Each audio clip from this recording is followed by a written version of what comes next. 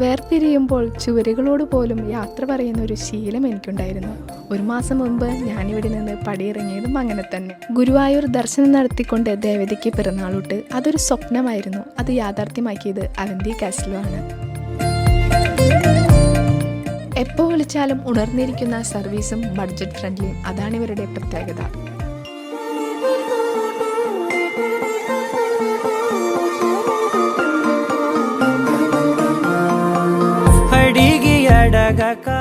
ബന്ധുക്കൾക്ക് ഒത്തുകൂടാനും ഒരു വീടെന്ന പോലെ പാചകം ചെയ്ത് കഴിക്കാനും ഇതിലും നല്ലൊരു സ്പോട്ട് എവിടെയാണ് കിട്ടുക? അന്നേ ദിവസം അമ്മ മറച്ചു വെച്ച സർപ്രൈസ് ഞങ്ങൾ കയ്യോടെ പിടിച്ചു. ആഘോഷങ്ങൾക്കിടയിൽ മറന്നുപോകാതെ അമ്മയുടെ പിറന്നാളും ആഘോഷിച്ചു. പതിവ് യാത്ര പറച്ചിൽ നടത്തി പടിയിറങ്ങുമ്പോൾ മനസ്സിലുണ്ടായത് പുതിയ വിശേഷങ്ങളുമായി ഇനിയും ഇങ്ങോട്ട് വരാൻ സാധിക്കട്ടെ എന്ന് മാത്രമാണ്.